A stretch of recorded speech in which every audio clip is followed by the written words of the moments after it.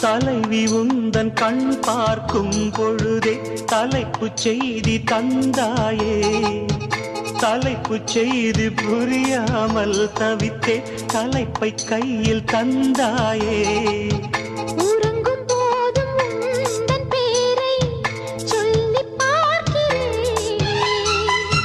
உன்னை கண்டு பேசும் போதோ உச்சி வேர்க்கிறேன். இந்த சுந்தர வார்த்தைகள் தந்தது யாரடி உன்னை கேட்கிறேன். உன்னை தட்ட தென்றல் இன்று என்னை தட்ட சொன்னதொரு செய்தி. உள்ளுக்குள்ளே ஆசை வைத்து தள்ளி தள்ளி போவதென்ன நீதி.